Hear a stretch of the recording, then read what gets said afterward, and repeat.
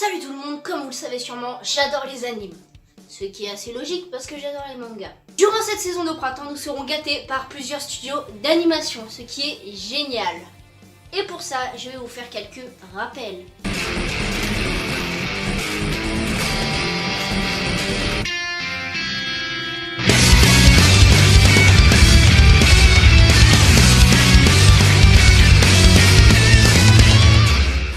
On commence par Bakumatsu saison 2. Cette saison 2 sera comme la saison 1 disponible sur ADN et je vais vous résumer la suite directe de la saison 1. Le dernier shogun tente de reprendre le pouvoir grâce à une montre magique. Shinzaku, un samouraï révolutionnaire ainsi que l'un de ses camarades, compte bien ne pas le laisser faire. Et pour ça, il va tout mettre en œuvre. Ils réussissent à s'emparer de la montre, mais à peine ils l'ont eu qu'une femme leur vole. Le voleur volé, vous voyez? C'est vraiment ridicule, hein? Commence alors une quête pour nos deux héros qui veulent récupérer le Bakumatsu et le protéger. L'anime m'a l'air très intéressant et je vais m'y mettre au plus vite. Continuons avec une adaptation sur Netflix, Ultraman, qui est sorti le 4 avril. Donc à l'heure actuelle où je vous parle, il est déjà sorti. J'ai déjà regardé l'anime. Je vais vous dire un peu ce que j'en pense après vous l'avoir résumé.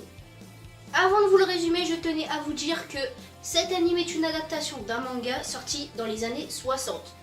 Ça remonte à loin tout ça. L'anime parle d'un super-héros d'il y a assez longtemps. Un chercheur tente de retrouver ce super-héros, mais bien entendu il ne le trouve pas car ce super-héros, eh bien c'est lui. Et il ne s'en souvient pas.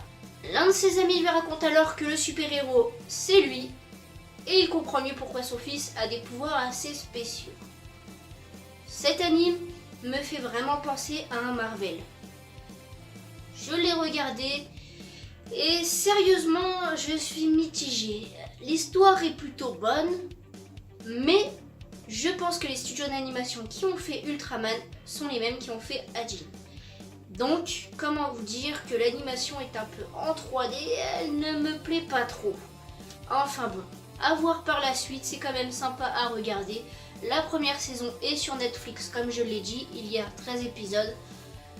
C'est plutôt divertissant, mais sans plus. Ce même jour est sorti l'anime Kimetsu no Kaiba.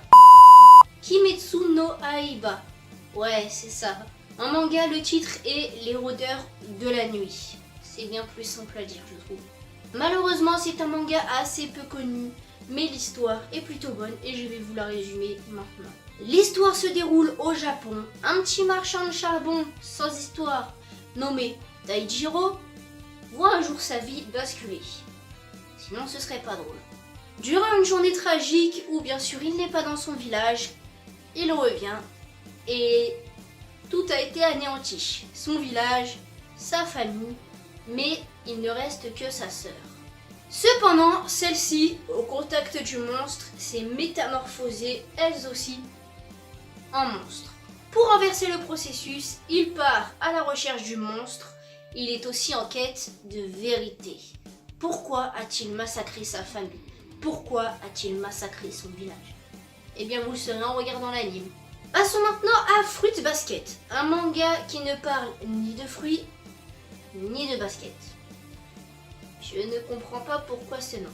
En tout cas, ce manga et cet anime, bien entendu, parlent des 12 animaux du zodiaque chinois et d'une petite fille orpheline. Cette orpheline nommée Toru, de mon accent français nul, est une orpheline de 16 ans. Un jour, elle décide de prendre son indépendance et vit dans une tente, dans une forêt un peu cachée.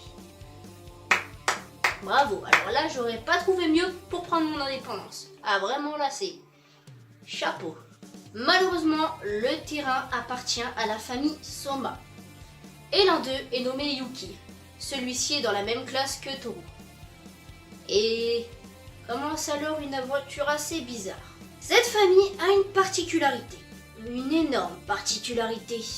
Car quand on les touche, ou quand ils sont fatigués, ils se transforment en l'un des 12 animaux du zodiaque chinois.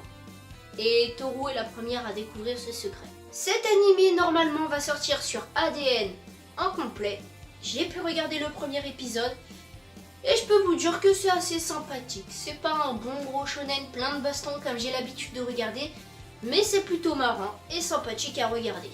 Passons maintenant au sérieux, au concret, au One Punch Man qui sort demain. À mon étonnement, ce n'est pas le même studio d'animation qui s'occupe de la saison 2, donc j'espère que ça ne va pas me décevoir, car l'animation de la première saison, elle était vraiment lourde. À voir pour la saison 2. Personnellement, je ne lis absolument plus les mangas car l'anime me fait beaucoup plus kiffer. Les bastons sont vraiment épiques dans l'anime. En tout cas, je compte regarder la saison 2 rapidement, dès la minute où elle sortira, car vraiment, cet anime me fait kiffer. J'en attends beaucoup de ce studio d'animation. On finit bien entendu avec l'attaque des titans, la deuxième partie de la saison 3. Et vraiment, j'en attends aussi beaucoup comme One Punch Man. Cet anime sort le 28 avril sur Wakanim, donc on a encore pas mal de temps. Nous retrouvons dans cette saison bien entendu Eren et le titan bestial qui vraiment m'a fait kiffer. Je ne peux pas dire grand chose de ce chef d'œuvre déjà hyper connu, mis à part foncez regarder la deuxième partie, car vraiment, je pense qu'il y aura du lourd. Et si vous n'avez pas encore regardé la première partie, eh bien foncez, vous avez encore le temps. Ayant lu les scans, je sais déjà à quoi m'attendre, mais je peux vous dire qu'il y aura des rebondissements incroyables.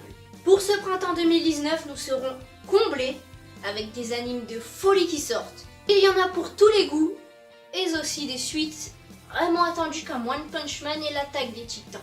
J'espère que ce rappel d'anime du printemps 2019 vous aura plu. Si c'est le cas, je referai la même chose pour cet été. Et puis pour cet été, il y a vraiment de quoi faire. Likez un maximum la vidéo, explosez tout ça en bas. Je vous attends nombreux pour une deuxième partie cet été. Ciao!